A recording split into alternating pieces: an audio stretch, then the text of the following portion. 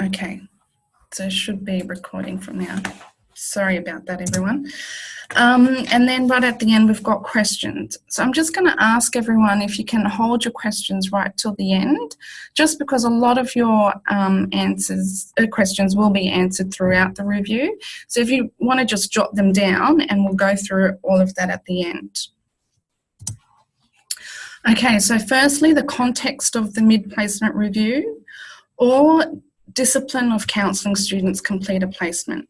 So we've got 5 courses in the discipline of counselling. Majority of those are counselling. Actually, there's only one course which isn't a counselling course, and that's the Bachelor of Applied Social Science. Some of you are qualified or experienced in social science, and so you may be requested to do a review for a BAP SOCSI student. It's basically the exact same process, just a different set of questions. So all students are required to be on placement for a minimum of 2 terms, so that's about 6 to 8 months. The mid-placement review takes place about halfway through the placement, which is after 1 term that they've been on placement. The purpose of the review is to check in on how the student's going on placement and assess their progress on to date. Most of our agency supervisors are not counsellors, so the supervisors within the agencies, and it's not a requirement for them to be a qualified counsellor. And the reason for that is we provide all of the clinical supervision for our students, and I know some of you are also clinical supervisors, and so you'll be wearing sort of both hats. And I guess obviously for those of you who are clinical supervisors, because of the conflict, we ask that you also don't conduct reviews for your supervisees. So we have over 600 agencies, and there's only 7 staff members who work with all of these agencies. We try to keep a ongoing relationship with all of these agencies, and of course we would love to be able to meet them and for them to meet us face to face, but unfortunately we just don't have the bodies to be able to do that. So a lot of the times the agencies only meet with the reviewers, and that's the only face that they see. They don't know us, they haven't met us. Of course they talk to us over the phone, but for most of them the only contact and person that they meet will be the mid-placement reviewer. So we also ask that even though you're the reviewer, you are also acting as ACAP's ambassador during the review. A lot of the agencies will think that you're a placement employee, that you're part of the placement team, that you have a 9-to-5 job within the placement area. And that's because most other universities and disciplines provide that sort of service within the placement team. And so I guess just to be mindful of them thinking and them having that context that you're part of placement. And so even though you're there for the review, you're also acting as ACAP ambassadors throughout the review. Could I please just ask everyone to mute? There's a lot of sound coming through, please. Thank you.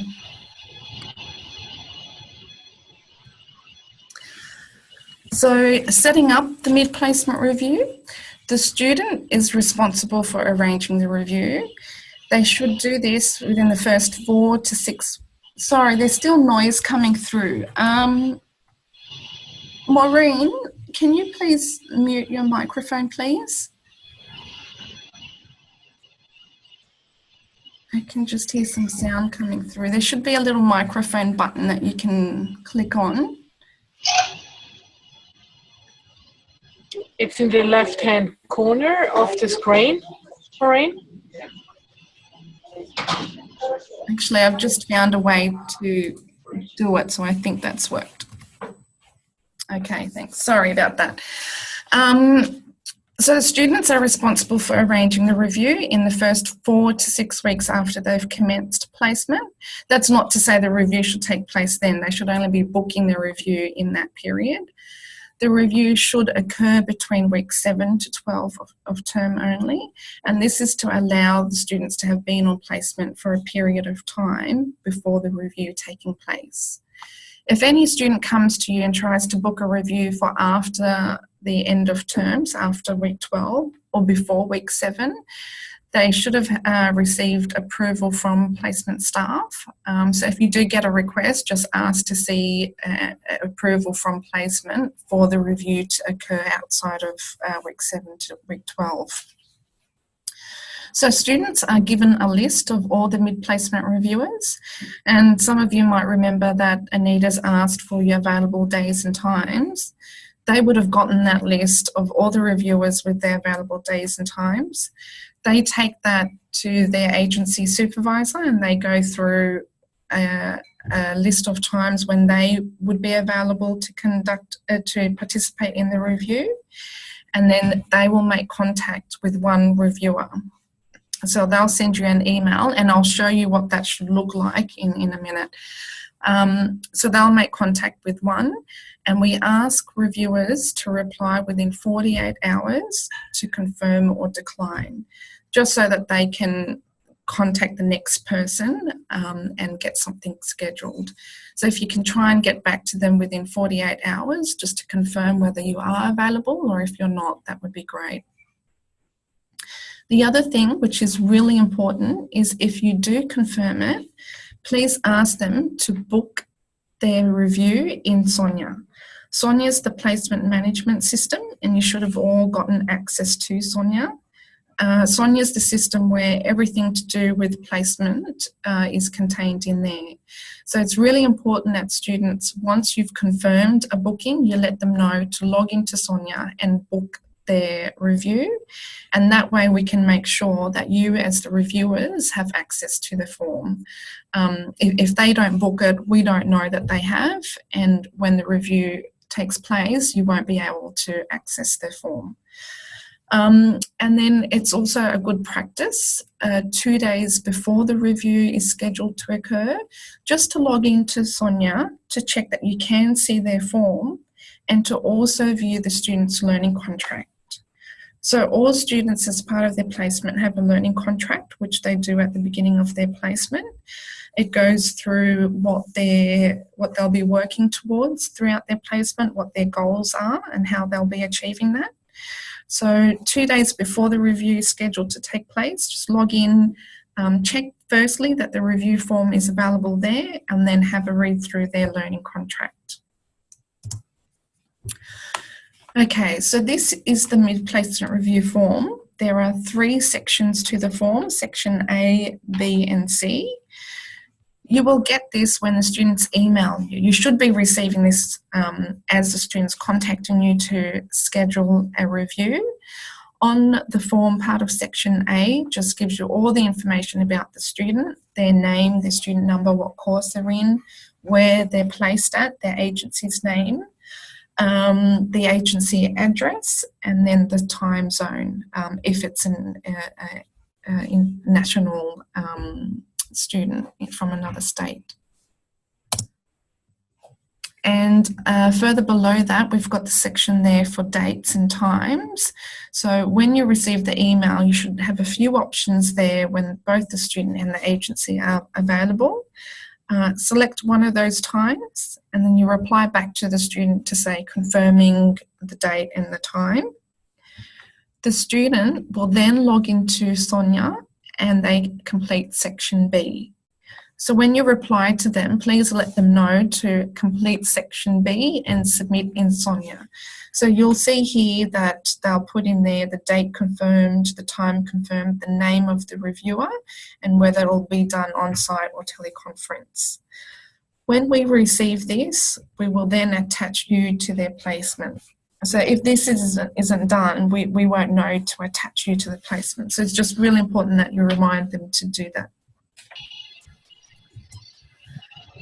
Okay, so now preparing for the mid-placement review. The review should be conducted on-site. Sorry, there's some sound coming through again. Okay, so the review should be conducted on-site Skype and teleconference are alternatives. So wherever possible, try and conduct it on site. For on-site reviews, bring your laptop or print the form from Sonia. If you print the form, just be aware that you will still need to type in the responses into Sonia, and that form should be completed 48 hours after the review.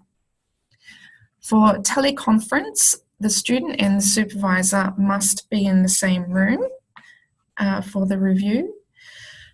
The mid-placement reviewers, so yourselves, are to set up the meeting. So whether it's teleconference or a Skype meeting, you will need to set that up. So in the form earlier, I'll just go back to that.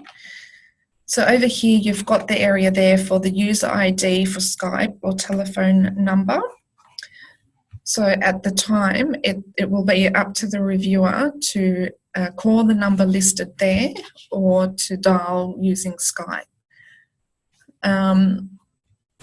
Okay, and the review should be 40 minutes maximum. It shouldn't take any longer than 40 minutes to go through the questions within the review. The only exception to that is if there's an issue between the supervisor and the student. So if there's a disagreement or if there's something happening. And as the reviewers don't have the background or the history to the student, to the agency, to how it was arranged, just let them know that you'll have to end the meeting and you'll ask someone from the placement team to get in contact with both the student and the supervisor, and we'll work with them to resolve whatever issue there may be. And of course, just make sure you allow for sufficient time for traffic or any other hold-ups if you're doing an on-site or even a teleconference one. And then to contact the agency immediately if there's any delays. Again, the form earlier would have the agency's details on there, their phone number. So just give them a call and let them know you're delayed and running behind as soon as you can. Okay, so placement requirements. This is for all your information. And I'll read this out because it's just really important, and I think it absorbs better if it's read out. So all counselling students must complete a set number of counselling hours. So for example, Bachelor of Counselling students, they complete 250 hours, and within that, they have to complete 46 hours of counselling. And what is considered as counselling hours for placement purposes? That is one-to-one counselling and or counselling group therapy during the placement. So they can be doing either one-to-one counselling or group therapy as part of those 40 or 46 hours of counselling. Counselling or group therapy must be face-to-face with over 18s. We do have some exceptions for approved schools, which has been approved by the head of school. Students should be seeing the client on at least 3 occasions to allow a counselling relationship to develop. So crisis counselling, things like that, they're not counted as part of the 40 to 46 unless it leads to ongoing sessions. That's fine. But if it's a one-off session, it's not. So we want the students to aim to see the client on at least 3 occasions. And we'll obviously allow every now and again if there is 1 or 2 clients where they only see once or twice, but majority of their sessions should be ongoing appointments. The clients can be referred but must be seeking counselling about an issue they want to change. So informal counselling, things like that won't be counted. It has to be in a space where the client themselves understand that they're there for counselling, that they've scheduled for counselling, it's booked by appointment, and that they have a scheduled time for that session. So for group therapy, the student to facilitate or co-facilitate in a way that deepens the client group to explore further. So group therapy is usually guided with a manual. It's not like a support group or an open group. It has to be a closed, scheduled, structured group. Clients attend for a period. So again, not an open group where they come and go if and when needed. It should go for between 6 to 12 weeks, for example, and there should be a minimum of 4 clients per session. So for a good group therapy and for it to be counted as part of their counselling hours, it needs to be a structured group program where each week there's a topic, there is something scheduled that they'll be going through and working towards, and there should be a minimum of 4 clients per session.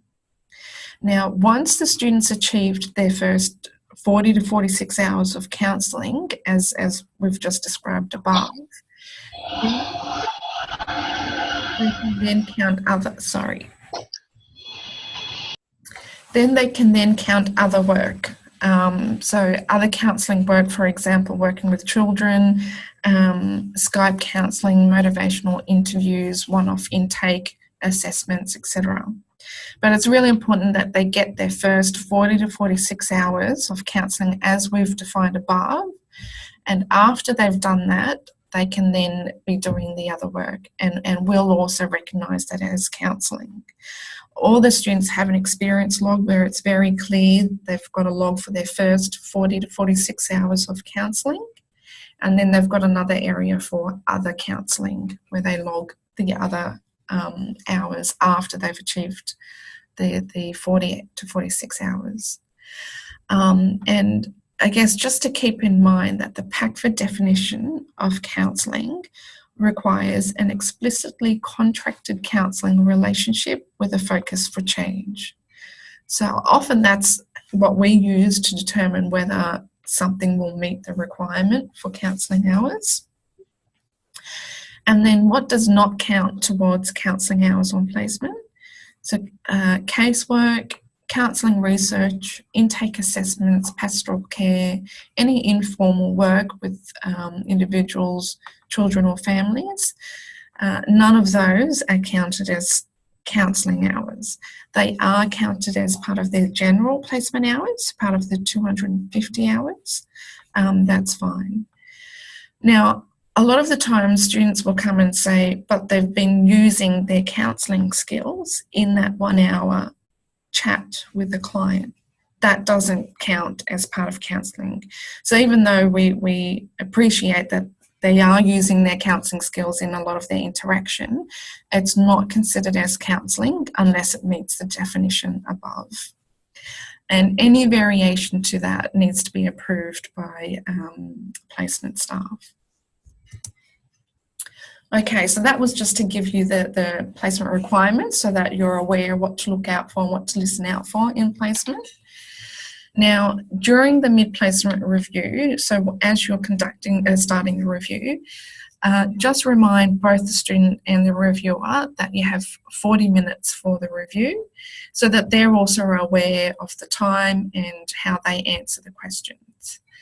And again, most of our supervisors are not counsellors, and so they may not be able to answer some of the questions regarding the theory. Some of them are really great and have an idea because they've been in a role that gives them that understanding and background. But it'd be great if you can, if you see that they're giving really brief answers to help make it easy for them. So to probe a little bit. And even with probing the student, so an example would be what micro skills are you using? So within the mid-placement review form, questions 2, 3 and 4 relate to theory, and that's the area where you may need to probe a little bit more. What to listen out for? So listening out for if the student is describing counselling as we've defined above earlier on. So if you feel like what they're describing doesn't meet that definition, when you submit the review form, please also send an email to, I've got Blake there. And you'll get his contact details after this. So just send him an email letting him know that someone from placement should check on the counselling work being done there.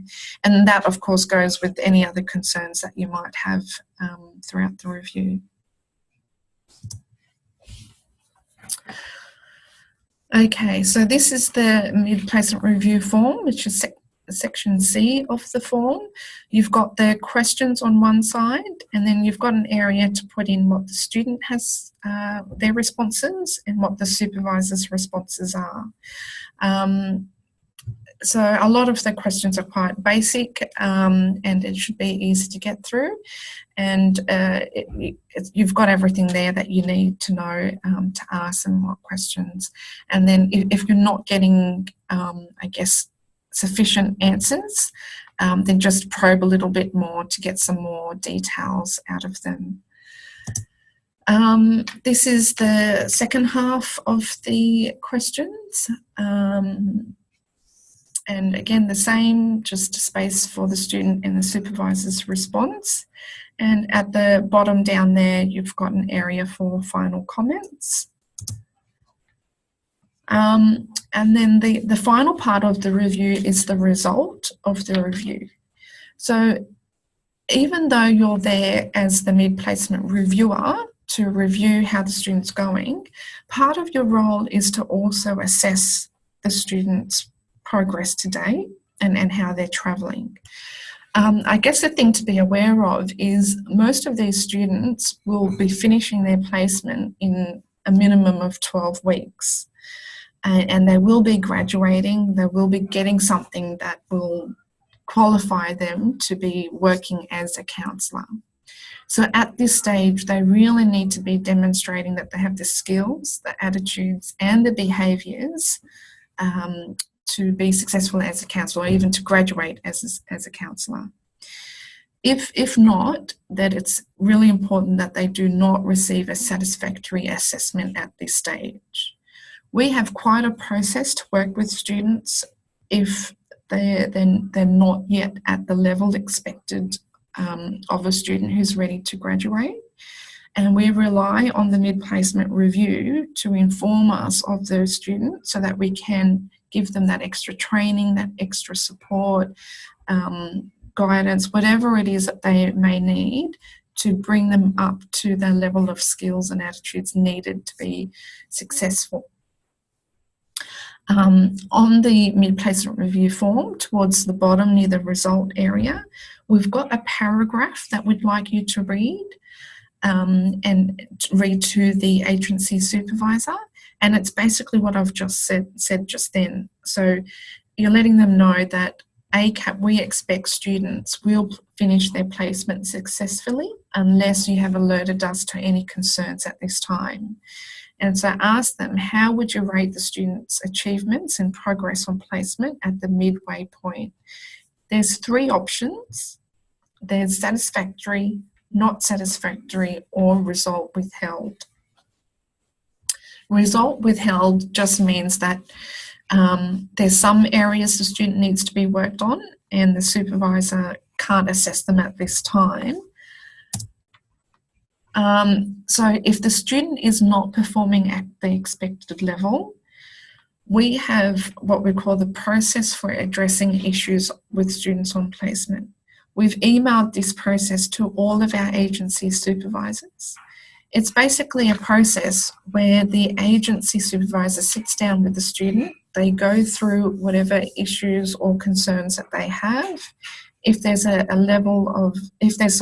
area that needs to be improved, they'll go through that with the student. So draw them to that. Or within the mid-placement review form, there's also a table where you list any areas which have been identified as areas of concern or weakness or to be improved. And then you enter the result withheld. By doing that, we will know that this student needs some more training, support, some more guidance from us. Otherwise, if we don't know and they're graded as satisfactory and there are some areas of concern, we won't know, and they'll go ahead to complete and graduate. I guess the other thing to be mindful of is some agency supervisors, they're very passionate for our students, and they want to help and do what they can, and they think by not giving a satisfactory, they're in some way doing a disservice to the student. But it's actually the opposite. So at times, if you're hearing there is a concern, but the supervisor is still saying satisfactory, you may want to ask them to reconsider that and just let them know that perhaps if the student's not doing their case notes correctly or not understanding the models or the theory behind it, that ACAP can provide them that additional training. We have quite focused ways of doing that in workshops. Sometimes it could be just one-on-one work, or we may ask students to write an essay, do some research. There are a number of different ways that we can work with the student to train them up. So it's really important, if you hear anything, to have that conversation with the supervisor to let them know it's important that students should be at the level ready to graduate at this stage. They are in their final year of their course, and within a couple of months, most of them would be eligible to graduate. Now, if the supervisor has assessed as not satisfactory, please let them know. Someone from the placement team will be in contact with them immediately after this, and then just send us an email after the review to let us know that the supervisor has done that. We generally don't have a lot of mid-placement reviews coming through as not satisfactory. Often, if the supervisor has a concern, they'll raise it with us before the mid-placement review takes place. If they haven't done that, then we use the mid-placement review as the time to address those issues rather than just marking the student as not satisfactory. Because a not satisfactory means the student will fail that first half of their placement and they'll have to come out of placement and redo it.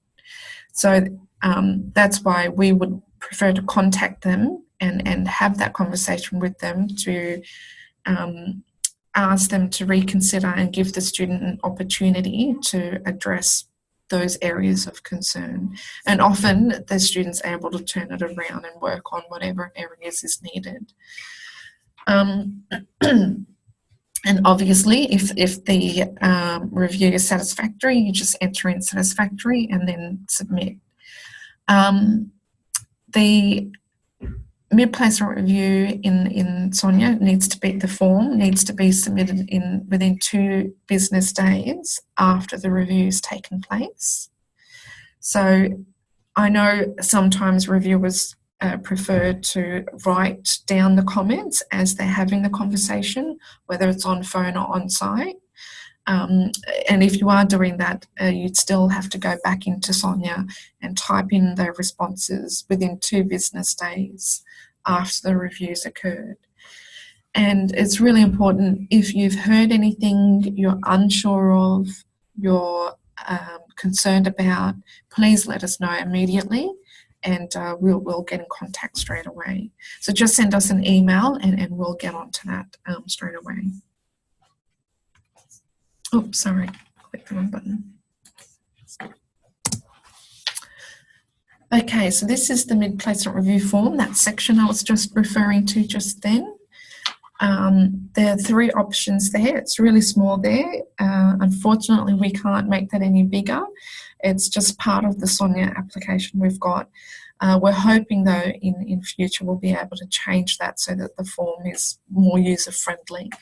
But at the moment, that's the 3 results: satisfactory, not satisfactory, and result withheld. And the table below is that area. If you are putting in a result withheld, then you would list there and have that conversation with the agency around what area it is that the student's lacking in or needs to work on, and then evidence of improvement required. So if for example, they're not engaging enough with the agency, then perhaps you could write something around that on needing more engagement from the student, and the evidence of that would be attending the weekly team meetings and presenting what they've been working, for example. Usually we work within a 4-week period for addressing any issues with students. So anything around here, the student will have 4 weeks to work on those areas. I guess it's also important to let the supervisor know that the student needs to have that opportunity to address any area that the supervisor feels is a concern or needs improvement.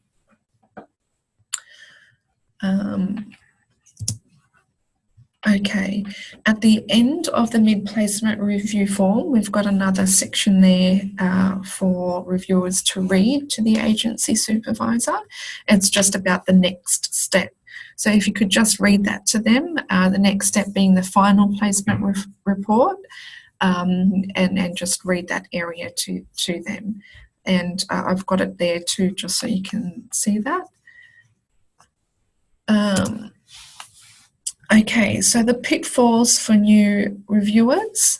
I guess at times some things that can come up that reviewers would have wanted to know about beforehand is just keeping time of the review. At times after they get so much into the conversation that they end up spending over an hour on the review. So just keep track on the time of the review. Not checking the student's learning contract prior to the review, because often during the conversation, the student or the supervisor will refer to it. So just to have a read through that. And allowing students to reschedule more than once. At times, some students will contact you the day before, or even at times the day of, to reschedule the review. Let them know that if you've had to reschedule once, let them know that they must make sure that both them and the agency supervisor are available for the next one. Because at times students just think that it's fine to do so, and they'll continue rescheduling until the end of week 12 or even after that. So if they reschedule once, that's fine, but let them know the next time they must make sure that they're available and ready to do the review.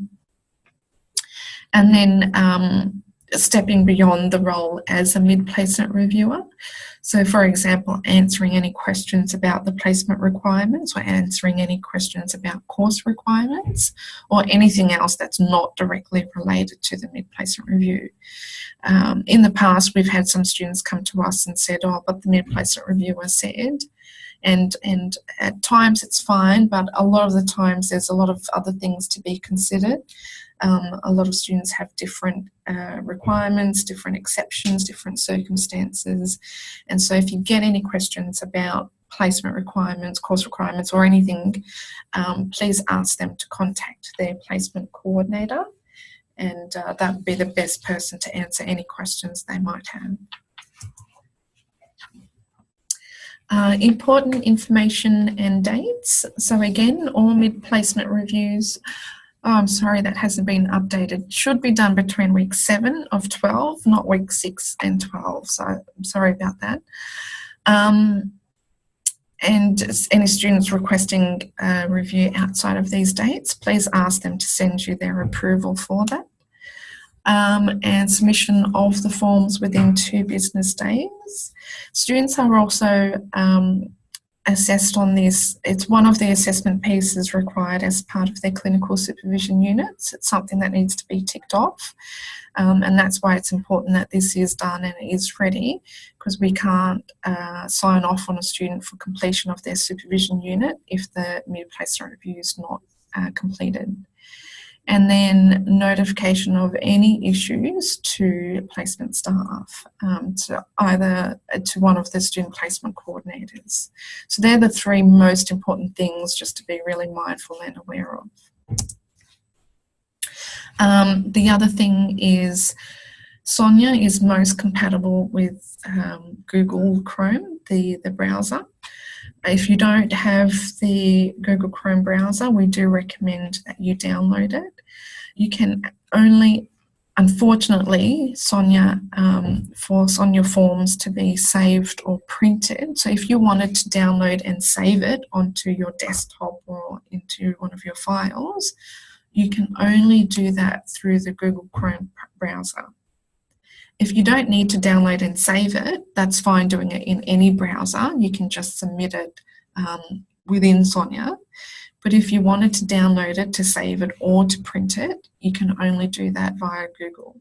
If you do it within any other browser, it comes out looking quite funny, or the formatting's moved around and it doesn't look quite right.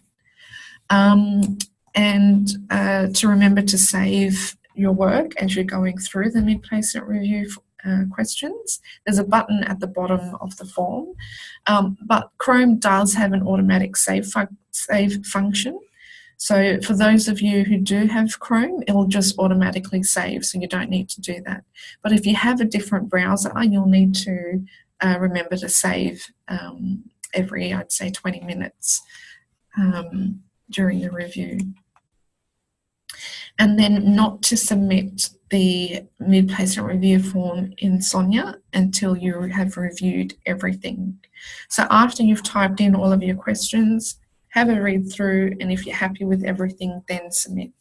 Because once you've submitted it, you can't make any changes. It'll be locked once submitted, and you'll have to contact placement staff to get it unlocked if you need to make any changes after that.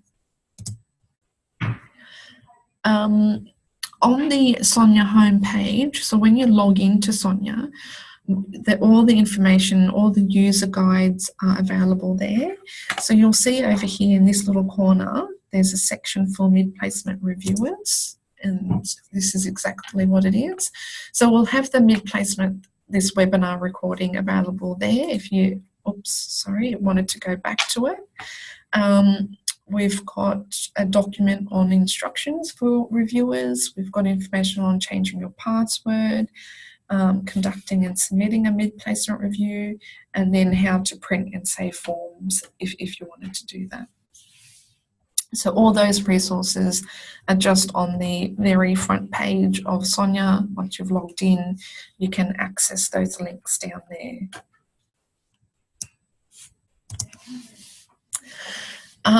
Now this is just part of the Sonia online space. So when you log into Sonia, sorry, I'll just go back. This is the home page of Sonia. Along the top here, unfortunately you can't see it here, but along the top there's a couple of tabs, which is these tabs here: home, students, placement, forms, etc. All of the mid-placement reviews forms and the learning contracts are within the forms page. So if you click on the forms page, you should be able to see this. For those of you who are also ACAP clinical supervisors, you'll have your supervisees forms listed under this top area. So that's all your supervision unit stuff. And then down here under this section, mid-placement reviewer students, will be the mid-placement review forms that you need to have. Underneath each of the blue headings, there's a search area, search function. So you can search for student's ID, you can search for the name of the form, the category, so if you wanted to look at all the mid-placement reviews, or you can search for individual students. And then to access the form, you just click on this little page icon here, and it'll open up the entire form onto a new page, onto a different screen. So you can actually have two Sonia forms open at the same time. So for example, the mid-placement review as well as the learning contract. Okay, over to payments. Payment's quite tricky because we don't have, I guess, a standard rate, as in a figure for payment of reviews. I think I've sent out the information already. Mid-placement reviews. Now, you've all been allocated a rate. I don't think it's a rate per hour. is just a rate. So, for example, I think for your supervision units, 1 hour is multiplied by 3, for example. So mid-placement reviews are multiplied by 2 for a phone review. For an on-site review, it's multiplied by, let me just double check that, 4. So a phone review is multiplied by 2, and on-site review is multiplied by 4. But just remember, it's not your hourly rate, it's that your EDU level rate. We've had a change, as you all know. Payments now go through iCRIS. So I've been told that someone from HR have contacted all of you regarding payment and how to submit timesheets in iCRIS, what code to use. There's an area, I think it's under comments, for you to put in the student's name for the review that you've conducted. We ask you to do your timesheets once a month, so at the end of each month preferably, to log into iCRIS, submit the details for the reviews within iCRIS, and to have the student's name within the timesheet area, just so that we can check it off and mark off that that review has been completed.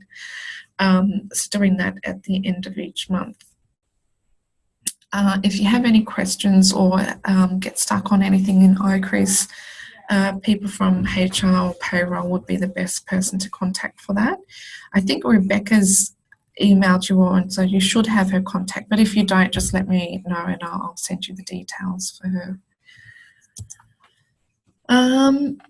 Okay, on to questions. Anyone have any questions? Karen? Yes, can you hear me, Christine? Yep. Yeah? Yep. Oh, great. I've got a few questions. Mm-hmm. Who is the main, if we've got concerns, I know you keep saying the placement team, I'm not exactly sure who that is. So who are the people to contact if we've got concerns?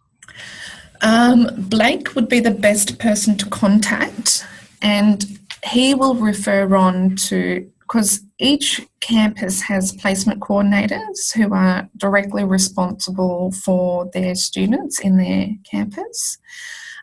Blake has a national focus, and so if you have any concerns, contact Blake and then he'll pass it on to the coordinators to look into. Great. Can we get sent his email address, please, Christine? Yep, sure. For Blake. That was my first question. The couple of comments. We do our pay timesheets fortnightly. Isn't it okay if we do our placement review timesheet fortnightly as well rather than monthly? Yeah, that's fine. I wasn't aware it was changed to fortnightly. I thought it was a monthly thing, but yeah, fortnightly is fine. Yeah, if you all want to do fortnightly, that's fine. Okay. Third admin question, and then there's another question more about placements. The third admin question is, I supervise and I teach at ACAP, and depending on and my pay rate varies, what band it is. So when you say we get paid on our normal rate multiplied by 4, I'm assuming that we go for the higher rate that we get paid on. Oh, has Rebecca not provided you the rate it should be, or? From my understanding, unless I've misunderstood, what it is that we just get paid on our usual rate and we need to submit that. But when I get paid on 2 different rates, I'm not sure what to do. Oh, right. Okay. Is that common for everyone else? Does everyone else have 2 rates as well, or is it? Yeah. Christine, it's Julie Porter-Stevens here. In the drop-down menu in iCRIS, I believe it's already set up, so I know what my rate is. And when I went in and started, so I've already put in a timesheet under iCRIS for mid-placement review. So I luckily put in the student's name in the comments section, but under the drop-down box, there's a lot of options in terms of what you do, and there's a mid-placement review choice that's either face-to-face or on site, so I chose that accordingly. But that, in the background, HR, I'm pretty sure have set it up according to the rates that Yep. they pay us. Oh, great. Thank you. Thank you. Perfect. Yeah, so Karen, that should be there. If you want to log in and check that is set up with the rate there and or done already. If not, contact HR and they can help you with that one. Okay, right. Because I know I currently get paid 4B for something and 5B for something else, and I've asked, and so, okay, I'll contact them if there's a problem there. My other, it was more a comment really. I supervise as well as, this will be my first mid-placement reviews, but I actually supervise. I supervise a lot of students who are on placement in schools in Melbourne. And a lot of that counselling, the way those schools work, and they need to work that way, is that it's not set up as a formal counselling session with students. It's more set up as a conversation, and a lot of it is more, to meet the students where they're at. So it might be walking around the school grounds. It might be, playing a game with a particular student for a couple of sessions to build up rapport.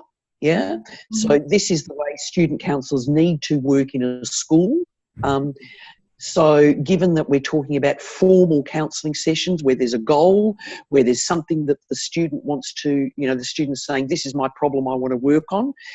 As a supervisor of students on placement, that can take a lot of time for students to develop. For our students to develop with students in a school. So, but, ACAP have obviously said that schools are an appropriate place for placement, in Melbourne being Brentwood and McClelland. So I'm assuming that way of counselling where, we're meeting the students, the young people where they're at, fits in with what you're saying the requirements are, Christine. Yeah, that's only been an exception approved for those two agencies, Brentwood and McClelland. McClelland, okay, yes. Yeah. So, but you shouldn't find any other student being placed in schools like that. We've just had approvals and exceptions made for those two agencies, and Dennis, the head of school, was involved in that, and he'd gone through a couple of protocols and policies and things with them. So yeah, but just so you know, we are looking at actually reducing the number of students in Brentwood. We are aware that there are too many, and we're at a time now where we're growing more placements in Melbourne, and ACAP, I guess, has a more recognisable name out in Melbourne, and so we are looking at reducing the numbers of placements in Brentwood. Yeah, just okay. Know about that. Yeah. Okay, thanks, Christine. That clarifies that for me. No problems. Thank you. Any other questions from anyone else? I think we've got some chats, but I'll just check in if anyone has any questions before I go to them. Hi, Christine. It's Amanda here. Hi. I've just got a really quick question, and I do apologise if I'm going over something that I'm very sure you've already said.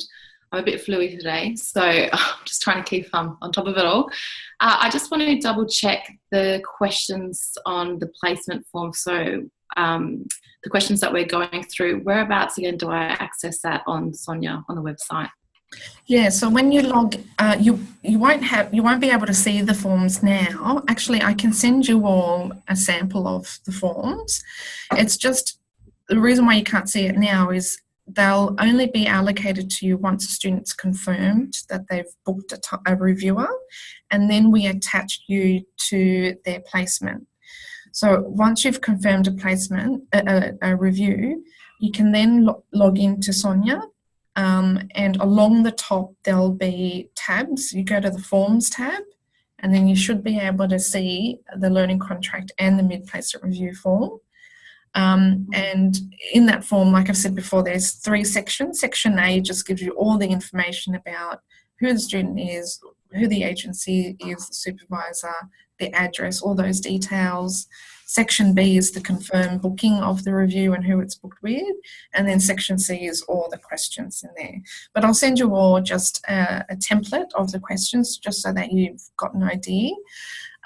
They do vary slightly for the different courses. So for the master's students, we ask, I guess, more master level type questions.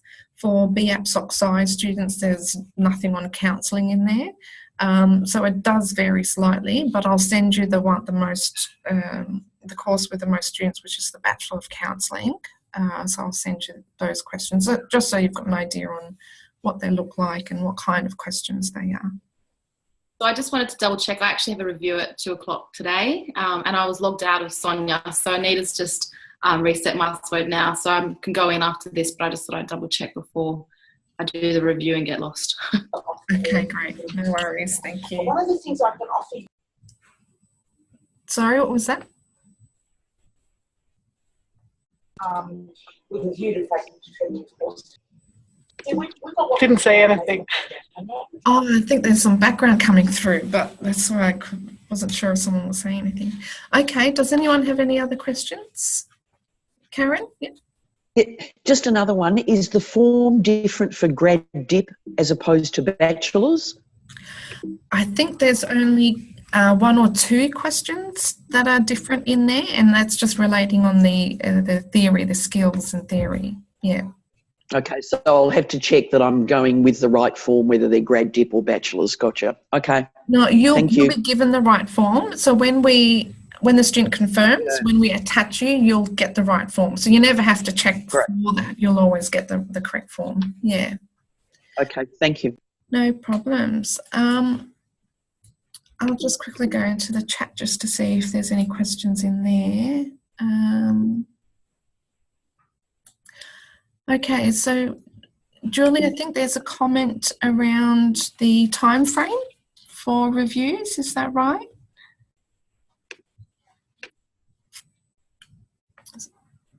Yes, Christine, it's Julie here. 40 minutes is really pushing it. Like I can get a 43-minute one in a telephone interview. I think I can get it down to about 43 minutes, but face-to-face usually takes the hour almost on the dot. I can't squeeze it any smaller than that. Sorry, yes, no, on-site reviews tend to take longer. Sorry, I should have included that in there. Because obviously when you come to on-site, that you get introduced, some of them might walk you around, things like that. So for on-site reviews, it is an hour, and for teleconference, it should be 40 minutes. If you get to 45 minutes, that's fine. It's just we have in our information for our supervisors as our agencies, and they're quite time poor. So we try to keep it within the scheduled time as close as we can. Thanks, Christine. Thank you. I'll just see if there's anything else in there. I think that's it. Okay. I think that's, there's some questions about there from Karen from Pay, but yeah, if you can contact payroll for that, they should be able to get back to you on that. All right. If there's no other questions, I'll thank everyone for joining, and I'll send you Blake's contact details and the template for the Bachelor of Counselling questions. Okay, thanks everyone. Thank you, bye. Thanks, Hi Christine. everyone, nice meeting you, finally. Bye, Anita. Just before I leave. Wow. When I'm back, in case there is anything, you can always also contact me. Good on you. Thanks, Anita. See ya. Bye. Bye. Bye-bye. Bye. Christine.